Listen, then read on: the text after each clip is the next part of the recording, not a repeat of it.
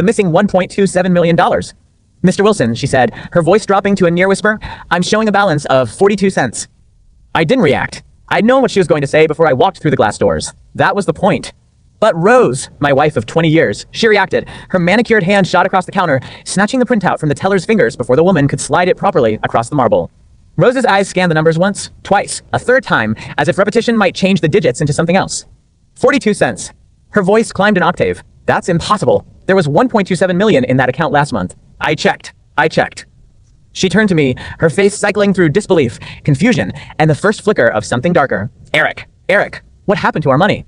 I didn't answer immediately. I was watching her process it. The way her brain was running through possibilities, each one more uncomfortable than the last. Maybe it was a bank error. Maybe there'd been a fraudulent withdrawal. Maybe she'd made a mistake in her own accounting. Anything except the truth. Let's step outside, I said, keeping my voice calm. We don't need an audience. She grabbed my arm as we walked, her nails digging through my jacket sleeve. Tell me what's going on, right now. The parking lot was cold. January in Chicago, wind coming off the lake like a blade. Rose's breath came in short, sharp clouds as she stood there, still clutching the printout, waiting for me to fix whatever was broken. I pulled out my phone and opened the bank app, showed her the screen. We transferred the money, I said. I transferred the money 3 weeks ago. Her head jerked back. What? To where? Eric, that's our savings. That's our money. It's my money, and technically, I suppose, your money too, but mostly mine. I pocketed the phone and watched her face. Do you want to know where it went? Or do you want to keep standing here, telling yourself this is a mistake? A beat of silence. Then, where? My mother. I said it flatly, watching her reaction. I put it into an account for her. She's 81, lives in a condo with stairs she can't climb anymore, and she's been sleeping in her living room because she can't reach the bedroom without help. She needs a first floor place. Elevator building, handrails, maybe even a caretaker who stops by that I took care of it. Rose stared at me for a long moment. Then a sound came out of her. Not quite a laugh, not quite a sob. The car lot wind whipped her hair across her face, and she didn't even brush it away. You sent $1.27 million to your mother? Without consulting me? Without a single conversation? Like you consulted me when you bought your mother's house? That stopped her. I watched the color drain from her face, watched her mouth open and close. She knew exactly what I was talking about. The house in the suburbs. The one she'd bought for her mother, and 3 weeks earlier, the one she'd bragged about at dinner, showing me photos on her phone, telling me how independent she felt using her own savings for the down payment. That's different, she said finally. How? Because I used my own money. Money I'd saved separately, from my paycheck. It was mine to spend. 42 cents, I said, and her flinch was almost satisfying enough to make up for the years of swallowing this nonsense. That's what's left in our joint account, 42 cents. You want to talk about what's different? Let's talk about what's different, Rose. She looked like I'd slapped her.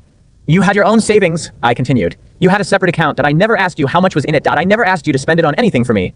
But when you dropped $58,000 on your mother, when you dropped that much without a conversation, without a thought about our future, you told me it was your money.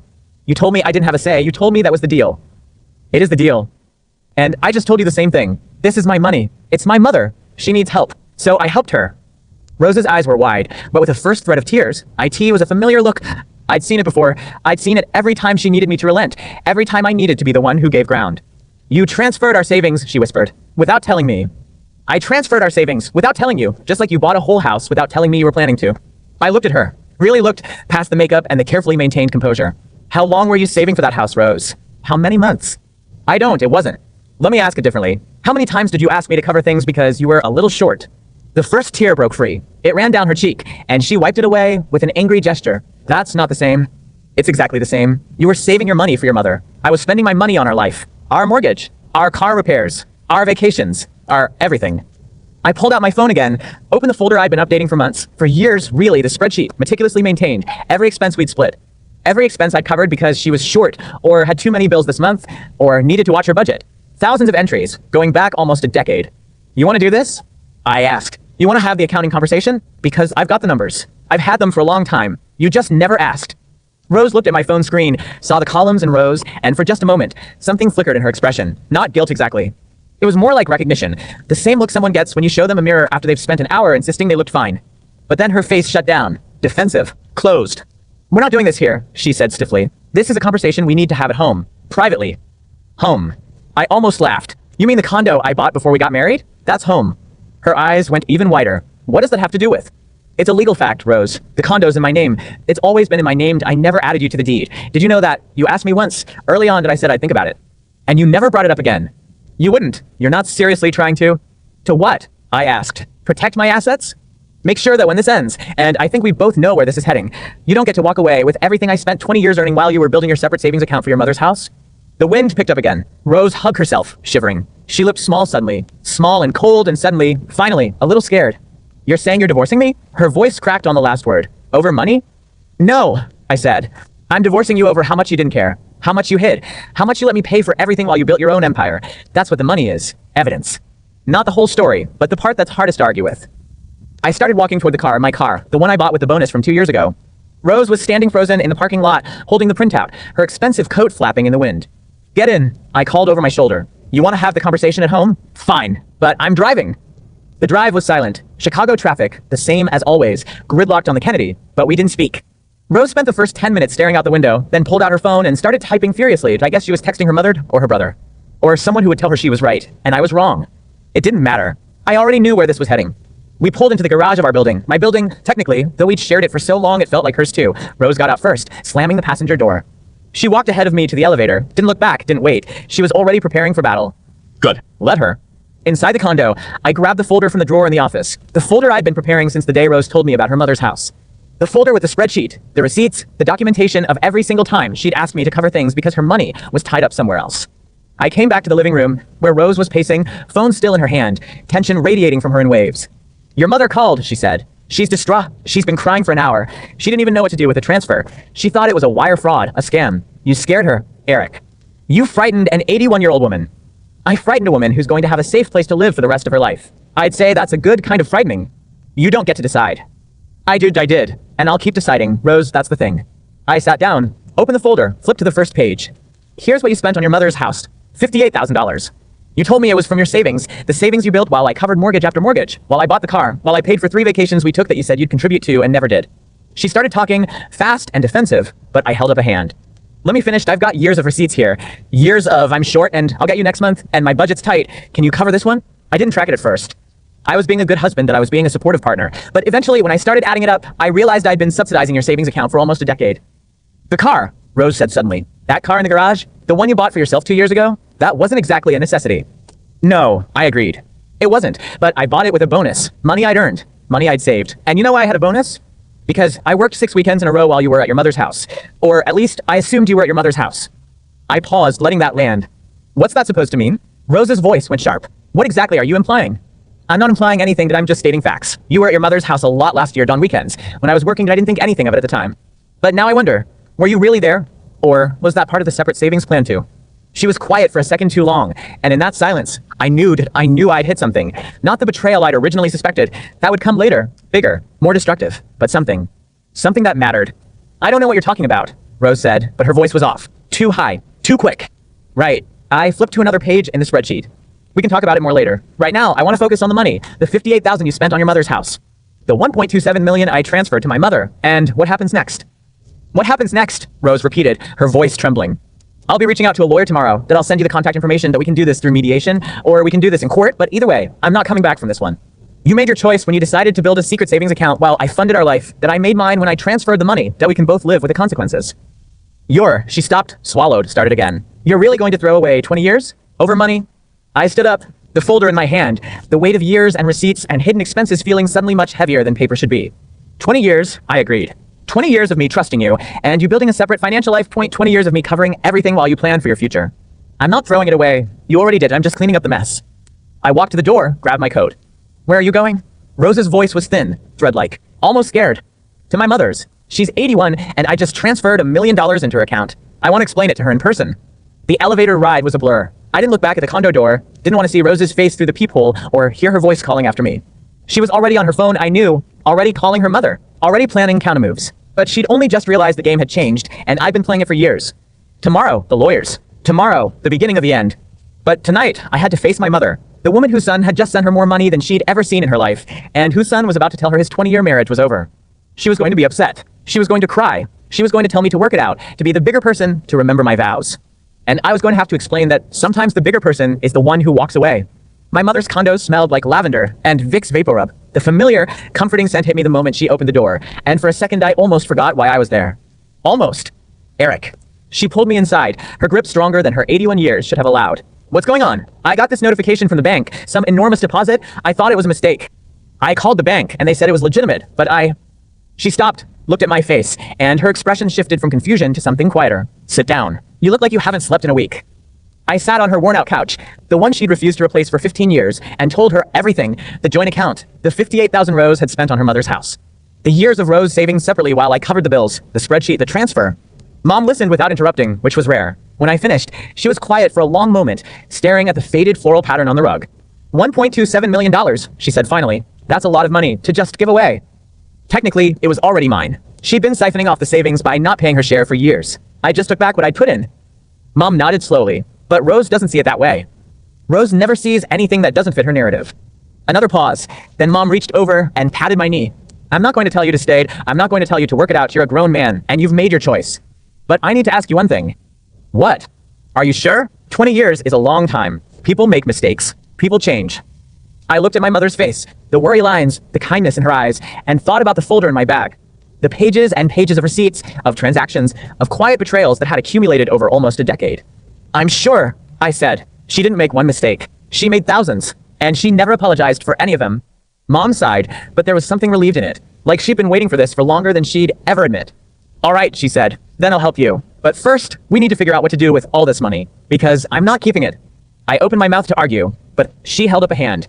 I'm 81 and I don't need $1 million. I need a first floor apartment and a good grocery store nearby. That's 50,000, maybe 60. The rest is your money. You're going to need it for the divorce. She was right, of course. She was always right. We spent the next hour looking at apartment listings on her tablet. She'd gotten surprisingly good with technology since my brother bought her one for Christmas. Found a place 3 blocks away, ground floor, updated kitchen, near the bus line, reasonable price. I'll handle the real estate agent tomorrow, she said. You handle your wife. And then my phone buzzed. Rose's face on the screen. I let it ring twice, then answered. Eric. Her voice was tight, controlled. My mother and brother are here. They have some things they want to say to you. I'm sure they do. Where are you? Your mother's place? We're coming over. No, you're not. We are. This isn't something you can run away from. I looked at Mom, who was watching me with sharp eyes. Tell her she's not welcome here, Mom said quietly. This is my home. Rose, I said into the phone. You're not coming here. This is my mother's home, and she doesn't want you bringing your family over. We can meet somewhere neutral tomorrow. At the coffee shop on State Street, 11 o'clock. Silence. Then, fine, 11, but you're going to listen to what they have to say. She hung up before I could answer. I stayed at Mom's that night, on her couch that smelled like lavender. Didn't sleep much. Spent hours going through the folder again, cross-referencing dates, adding a few more entries I'd missed. By 3 in the morning, I had a clear picture of just how much Rose had taken over the years. Not just money, time, energy, trust. All of it spent while she built her fortress of separate savings. The next morning, I arrived at the coffee shop 10 minutes early. Rose was already there, sitting at a corner table with her mother and her brother, Derek. I'd known Derek for 20 years. He'd been a junior in college when Rose and I got married. Now he was in his early 40s, working a series of low-level sales jobs, still renting, still single, still somehow needing help from his sister and mother to make ends meet. And Rose's mother was a sharp-faced woman in her late 60s, always dressed well but with a permanent look of mild grievance, like the world had personally failed her. I sat down across from them, put the folder on the table. Thank you for coming, and said, her voice dripping with false warmth. I'm sure this is all a big misunderstanding. Rose told me about the money, and I just want you to know, we're all on the same side here. We're not on the same side, I said. We're not even in the same game. Derek leaned forward, muscles tense under his cheap blazer. Look, man, this is between you and my sister. But the way you're treating her. The way I'm treating her? I pulled out the folder, opened it to the first page. Let me show you how I've been treating her for the last 8 years. I slid the first printout across the table. IT was a list of charges. Credit card statements, bank transfers, utility bills. All items I paid for every month, while Rose had forgotten to reimburse me. That's just last year, I said. I've got 8 more years of this. You want to see the pattern? Rose reached for the paper, but Derek grabbed it first. His eyes scanned the numbers, and I watched his expression shift from aggression to confusion to something I almost recognized as shame. This is just household stuff, Rose said quickly. We split everything 50-50. That was our agreement. 50-50 on paper, I agreed. But in practice, I was paying for everything you didn't want to cover. The car repairs, the vacation add-ons, the gifts for your family, all those extras that somehow always ended up on my credit card. Meanwhile, you were building your savings account, putting money away for your mother's house for 3 years. Rose, you've been planning that purchase for 3 years. And leaned forward, her voice colder now. You don't have any right to scrutinize Rose's personal finances. She earned that money. She saved it. It's hers to spend. On the house you're living in, I said, turning to her. The house you're living in right now, rent-free, while Rose and I paid the mortgage on our place. Did you know she never contributed a dime to the household repairs? The new water heater, the roof leak, the furnace replacement, all means because she was busy saving. Anne's face went tight. That's not. It is. It's exactly what happened. And I have the receipts to prove it. Derek was still staring at the printout, looking like he wished he'd stayed in the car. So, what's this got to do with us? She bought Mom a house. That's a good thing. I'm not saying it's a bad thing. I'm saying she didn't have the money to do it. She used her household resources, the resources I funded, to build her own savings. And when she finally got enough, she spent it without telling me. And oh, conversation. And oh, heads up. Just look what I did with my money. When it was never just her money. Rose's hands were shaking. That's not. You're twisting everything. We had an agreement. AA, separate accounts, separate responsibilities. Separate responsibilities? I repeated. Is that what you call it when I pay for your car insurance for 3 years because you forgot to update the policy? Or when I paid your credit card bill because you'd made a mistake with the due date? Or when you said you'd contribute to the vacation fund, but you conveniently always forgot to transfer the money?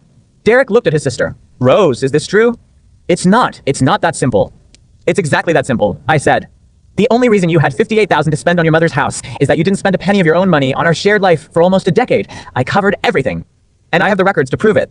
The coffee shop was busy, but we'd become invisible to the other customers. 3 people at a corner table, locked in a silent battle, and recovered first. So what's your point, Eric? That you want the money back? The house is already in my name. It's done. I don't want the house back. I want what's fair. I turned to Rose. And what's fair is that the $1.27 million I transferred to my mother is the compensation for the years I overpaid. It's already spent. It's done. Rose's face went pale. You can't do that. That's our joint account. It was our joint account, but the money in it came from my salary, my bonuses, my savings. Your contributions were token at best, and we both know it. Derek set down the printout and gave his sister a long, searching look. He's not wrong, Rose. I mean, you told me you were saving. You said you had a plan. But you never said he was paying for everything. Because I wasn't. Rose started, then stopped. Her eyes were wet again, but this time there was something else in them. A dawning realization that the story she told herself and everyone else was starting to unravel. You want to know what I think? I said, leaning forward. I think you spent so long building your independent woman persona that you forgot to actually be independent. You just moved the financial burden onto me and called it equality, and now that I'm calling it what it is, you're panicking. And slammed her hand on the table. That's enough. You're not going to talk to my daughter like that in front of me. I'm not talking to her like anything. I'm just telling the truth. And if the truth hurts, that's not my problem. And stood up, gathering her purse. We're done here. Rose, let's go. This man is clearly not interested in finding a solution. But Rose didn't move. She was staring at the folder, at the receipts, at the mountain of evidence I'd been collecting for years. How long, she said quietly. How long were you tracking this? Long enough that I started noticing the pattern around the time you got promoted. You started making more money, but our expenses kept going up, and I kept paying more that I started keeping records. At first just for myself, to see if I was imagining it, that I wasn't. She swallowed. So you've been planning this. I've been preparing. There's a difference. Planning implies I wanted it to happen. Preparation means I knew it might. Derek stood up awkwardly, shoving his hands in his pockets. Look, I'm going to go wait outside. This is between you two. He gave Rose a look, almost apologetic, and walked away, leaving Rose alone with her mother and me. And was still standing, glaring down at me. You think you're so clever, don't you? But you've got one thing wrong, Eric. You think this ends with you walking away with all that money. But I've got lawyers too, and I know a thing or two about community property. Community property, I said, and I almost laughed. You're from New York, and you don't even live in a community property state. But even if you did, Rose bought that house before we had any legal separation. It's a marital asset, technically. The money she used was earned during the marriage, as half of that house is mine. Anne's face went slack. And if I want to get technical, I continued, I can contest the transfer of funds to your real estate account. I can argue that Rose used marital resources without my consent. That house could become a legal nightmare for everyone involved. Rose finally spoke, her voice small and tired. You wouldn't do that. I won't have to, because you're going to agree to a fair settlement. You're going to take your share, minus what you owe me, and you're going to walk away. And I'm going to keep the condo and the car and the rest of my savings, and we're both going to be done with each other. I stood up, tucked the folder under my arm, and looked at the 2 women who just learned that their carefully constructed financial house was built on sand. 11 o'clock tomorrow, I said. My lawyer's office. I'll send you the address. I walked out, past Derek leaning against the wall outside, scrolling through his phone. You okay, man? He asked, not looking up. Ask your sister, I said. And I kept walking. The letter was on plain white paper, no return address, no signature. Just the 1 line in block letters, like someone had used a ruler to keep the word straight. Check the safe deposit box. You'll want to see what she's been hiding. I read it 3 times, standing in the hallway of my building, door still half open behind me. The paper felt cheap, the ink smudged slightly, the kind of note someone wrote in a hurry, maybe with a pen they found in a drawer. I looked up and down the hallway, emptied. Whoever'd slid it under my door had done it while I was at Mom's, or maybe while I was at the coffee shop. No cameras in the hallway, the building was old, management cheap, and oh way to know who'd left it. But the message was clear. Rose had a safe deposit box, and I'd never known about it. I went inside, locked the door, and pulled out my phone, called the bank we used for our joint account, the one that now held 42 cents. The branch manager remembered me. I'd been a customer for 15 years. Mr. Wilson, good to hear from you. How can I help? I need to check if my wife has a safe deposit box at your branch, under her name, or jointly with anyone else. There was a pause. I'm not sure I can disclose that information without her authorization. Even if I'm listed as a co-owner, we have a joint checking account, but I'm not sure if the box is tied to that. Another pause, longer this time. Let me check our records. Can you hold? I held. 5 minutes that felt like an hour. When the manager came back, his voice was careful. Mr. Wilson, there is a safe deposit box in your wife's name. IT was opened about 6 years ago. You are not listed as a co-signer on the box itself. However, I can confirm that the box is located at this branch. 6 years. 6 years she'd had a box I didn't know about. 6 years of hiding something. Can I access it? As her husband? I'm afraid not. Without her presence and her key, we can't open it. But we do have a record of her last visit. She came in 3 weeks ago, the day before she closed on her mother's house. The day before. She had gone to the box the day before she bought that house, either to retrieve something she needed for the purchase or to hide something she didn't want me to find. My mind raced through possibilities. More money? Documents? Something tied to her family that she'd kept secret for years? Thank you, I said and hung up. I needed legal advice, not just for the divorce, for whatever I might find in that box. Michael Hargrove's office was on the 15th floor of a building downtown, the kind of place with marble floors and security guards who pretended not to notice you. I'd called him after the coffee shop meeting, told him I needed an urgent consultation. He was waiting when I arrived, a man in his early 60s with silver hair and the kind of calm, evaluating gaze that made you feel like he'd already figured out your case before you sat down. Mr. Wilson, have a seat.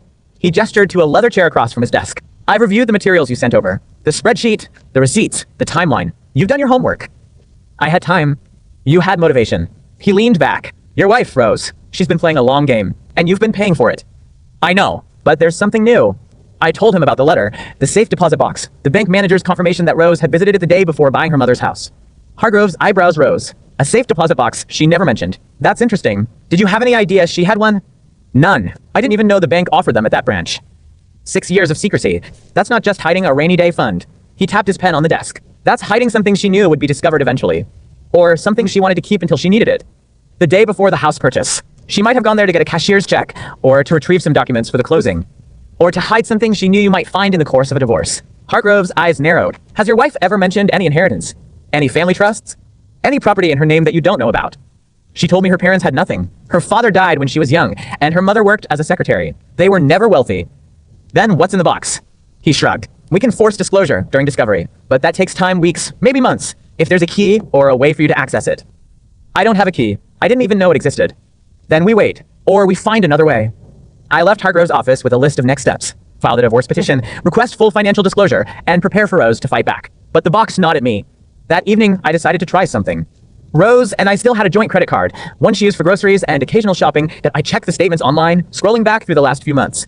Found a charge at a hardware store. 3 weeks ago, the same day she'd visited the bank, she bought something for $19 and change. I drove to the hardware store the next morning, showed the manager a picture of Rose on my phone. She was here 3 weeks ago, bought something small. Do you remember what? The manager, a tired-looking man in his 50s, squinted at the photo. Yeah, I remember her. She bought a lockbox. The kind you'd put in a safe or a drawer. Small, fireproof, around $20. A lockbox. She'd bought a lockbox to keep inside a safe deposit box. That didn't make sense. Unless she'd been using the safe deposit box for years, but needed a separate container for something she'd just acquired. Or unless she'd moved something out of the box that day and needed something to replace it. I called the bank again, asked if Rose had made any withdrawals from her safe deposit box that day. The manager was reluctant to give details, but he did confirm that she'd brought a small bag in and left with a similar bag, nothing bulky. She'd taken something out, and she'd hidden it somewhere else. I drove home, my mind spinning. Rose had been at her mother's house that day, after the bank. If she'd moved something from the safe deposit box to her mother's house, it might still be there. But I couldn't just walk in and start searching, and hated me now, and Derek was probably still around, nursing his wounded pride. I needed another approach. I called my friend Greg, a guy I'd known since college, now a private investigator, who mostly did insurance fraud cases. Greg, I need a favor. I need someone to watch my mother-in-law's house for a few days. Look for anyone bringing in or taking out anything suspicious. A box, a bag, documents. Eric, you're not going to tell me this is about a divorce, are you? Exactly that. And it's getting complicated. Greg sighed. I'll put someone on it, but this is going to cost you. Send me the invoice. 2 days later, Greg called back. We got something, your mother-in-law's place. Someone came by yesterday afternoon, woman, mid-30s, drove a blue sedan. She stayed for about an hour, left with a small duffel bag. The tail followed her to storage facility on the south side. She rented a unit, put the bag inside, and left. A storage unit. Under whose name? Hard to say from the outside, but we got the unit number and the facility name. I wrote it down, thanked Greg, and stared at the address. Rose had moved something from the bank to her mother's house, then to a storage unit. That level of paranoia meant she was hiding something she couldn't afford to lose. The next morning, I went to the storage facility myself.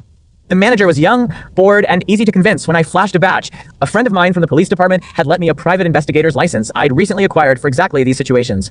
We need to inspect a unit for a potential insurance claim, I said, showing him the ID. Unit 314, registered to a woman named...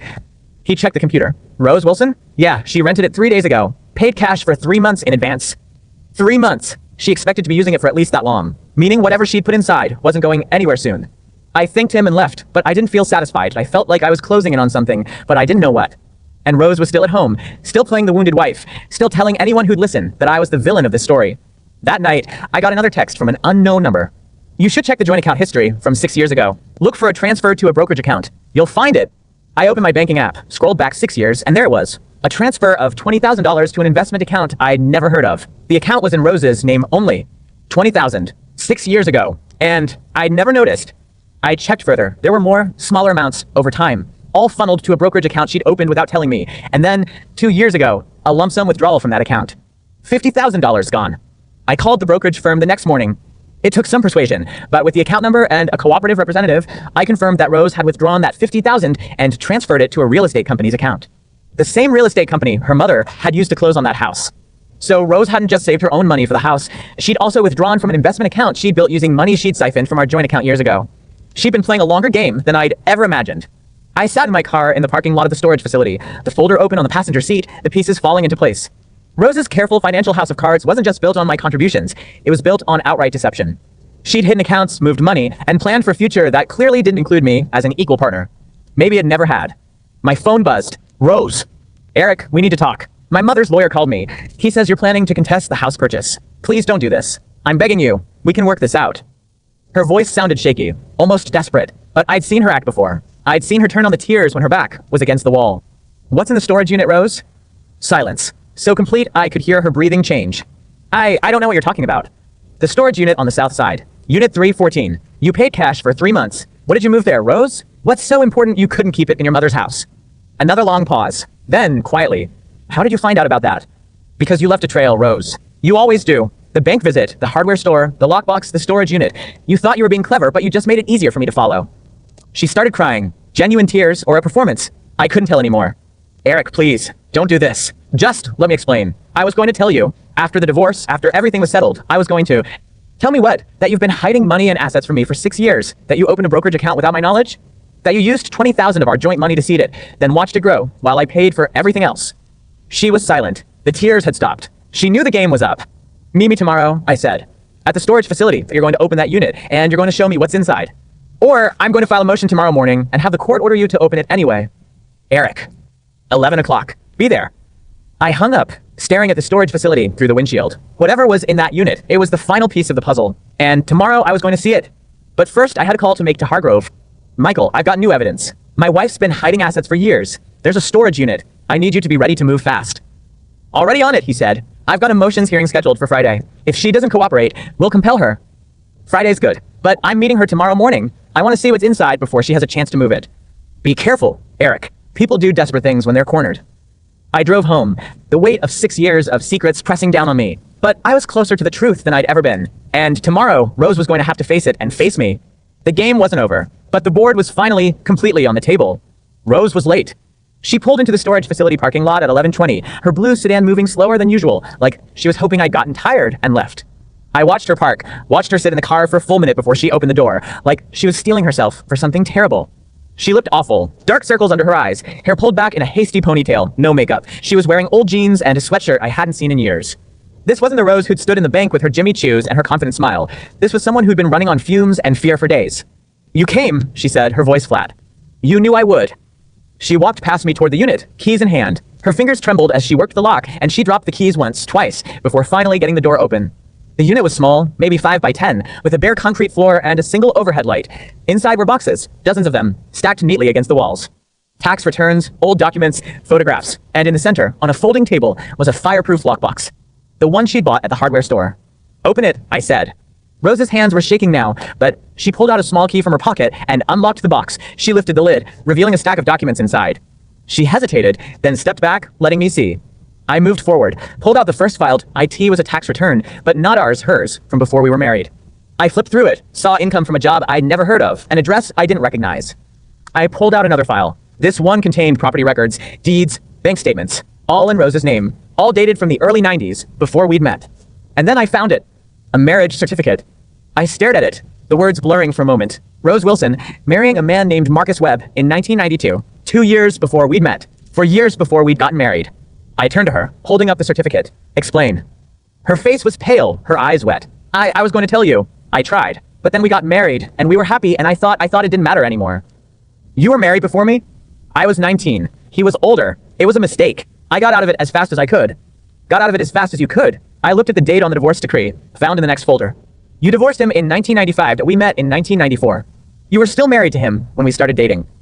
Technically, yes, but I'd already left him. We were separated for months before I met you. I didn't tell you because you thought I wouldn't marry you if I knew. She didn't answer, which was answer enough. I kept digging, found more documents, older ones, bank records from an account in her maiden name, connected to a trust fund I'd never heard of. A trust fund that had been paying out small amounts for decades. And then I found the monthly payment records, transfers from Rose's personal account to a man named Marcus Webb, regular, substantial payments, going back 10 years. Thousands of dollars a month, all of it hidden from me. Rose, I held up the bank statements. You've been paying this man for 10 years. What is this? Blackmail? Alimony? Her face crumpled. She sat down on one of the boxes, her head in her hands. He's my ex-husband. He's a drug addict. He's been in and out of rehab for years. He knows things about me, things I never told you, and he's been using them to squeeze money out of me. What things? She shook her head, not looking up. It doesn't matter now. I've been paying him to keep him away from us. From you. I was protecting you. Protecting me from what? She looked up, her eyes red and swollen. From him. From finding out about me. From finding out what I did. I knelt in front of her, the folder of evidence still in my hands. Rose, tell me the truth. All of it, right now. She took a shaky breath, then started talking. Marcus Webb had been a small-time con artist. She'd met him when she was 19, working in a diner in New Jersey. He'd swept her off her feet with promises and charm, and she'd married him within 6 months. 0.6 months later, she discovered the truth. He was using her to launder money from his petty scams. They'd gotten into debt, trouble with the law. She'd gotten out only by agreeing to pay a settlement and by keeping quiet about his other activities. The settlement had been $25,000. She'd paid it with money from the trust fund her grandmother had left her. But Marcus had come back, years later, with more demands. He'd threatened to contact me, to tell me about his past with her, to destroy her marriage. So she paid, and she'd kept paying year after year until the money had turned into an unspoken part of her budget. I was saving for his payments, she said, her voice hollow. That's why I was so careful with money. That's why I always needed you to cover things. I had to keep paying him, or he would have destroyed everything. I sat back on my heels, processing it. The lies, the secrets, the hidden money. It all made a terrible kind of sense. Rose hadn't just been building a nest egg for herself. She'd been paying a blackmailer. So the house for your mother? I said slowly. The $58,000. That wasn't savings. That was what? I just made the last payment to Marcus. For the first time in 10 years, I was free of him. I had money, and I wanted to do something good with it. I wanted to help my mother. I thought it would be the one thing I did that was pure, that wasn't tainted by Marcus or his threats. Her voice cracked. I just wanted to be a good daughter, Eric. I wanted to be a good wife. But I couldn't be either because I was still running from the person I used to be. I stood up, walked to the far end of the storage unit, and stared at the wall of boxes. 10 years of secrets. 10 years of payments. 10 years of Rose hiding her past from me. Why didn't you tell me? Because I was scared. Because Marcus isn't just a con artist. He's dangerous. He has connections. He's threatened me. Threatened my family. I thought if I could keep the payments going, keep him pacified, nothing would change. You'd never have to know. And now I do know. Now you do. She laughed, a broken, bitter sound. And that's it, isn't it? That's the end. I turned back to her. Rose, I don't know if you realize this, but the payments you've been making, that's not just your money. That's money from our marriage, from the income we both earned. You've been spending marital assets on a blackmailer without telling me. Legally, that's fraud, she finished. I know. I'm not stupid, Eric. I know what I've done. I know what kind of trouble I'm in. And still you're paying him. Because he'll come after you, if I stop. He'll come after all of us. He's not a rational man. My phone buzzed in my pocket. I ignored it. Where is he now? I don't know. Somewhere in New Jersey, last I heard. But he always comes back. He always finds me. I was about to ask another question when the phone buzzed again. And again. I pulled it out, saw 3 missed calls from Hargrove and a string of texts. Call me immediately. Important. I excused myself, stepped out of the storage unit, and called him back. Eric, Hargrove said, his voice tight. We've got a problem. A man named Marcus Webb called my office an hour ago. He says he's your wife's ex-husband. He claims he's been trying to reach her, and when she didn't respond, he decided to talk to me instead. He called you. He's threatening to go public. He says he has documents, old ones, from before she married you. He's willing to sell them to the press. He wants money, and if he doesn't get it, he'll destroy her reputation. He's already destroying her life. She's been paying him for 10 years. Then you need to deal with this fast. Because if he goes public, it won't just hurt her, it will hurt you. The divorce, your assets, your own reputation. He's got leverage and he knows it. I looked back at Rose, still sitting on the box, her face buried in her hands. She told me the truth. Finally, after 20 years, she told me the truth. And now the truth was about to destroy both of us. I'll handle it, I said, and hung up. I walked back into the unit, knelt in front of her, and took her hands. Rose, look at me. She looked up, her face streaked with tears. Marcus called my lawyer. He's threatening to go public with everything. He's trying to extort more money. Her eyes went wide. No, I paid him. I was supposed to be done. He said the last payment was the end. He lied. She started crying again, but this time it was different. The crying of someone who'd run out of options and didn't know where to turn. Eric, I'm sorry. I'm so sorry. I didn't know what else to do. I thought if I could just keep him quiet, keep him away from you, it would be okay. I thought I could protect us.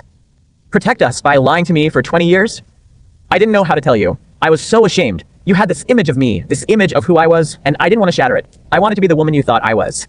I stood up, letting go of her hands. The whole thing was a mess, a bigger mess than I'd ever imagined. I need to call Hargrove back, I said. We need to figure out what to do about Marcus. And after that, we need to figure out what happens to us. You're still going to divorce me? I looked at her, sitting in the middle of a storage unit that held 20 years of secrets, surrounded by boxes of evidence and lies. I don't know yet, I said. But I do know one thing. You've got to stop running. From Marcus, from your past, from me. It's time to face it all head on. She nodded slowly, wiping her face with her sleeve. Okay, I'm ready. I helped her up, and we stood in the dim light of the storage unit, two people who'd spent 20 years pretending to be something we weren't. The game wasn't over, but for the first time, we were both playing on the same side.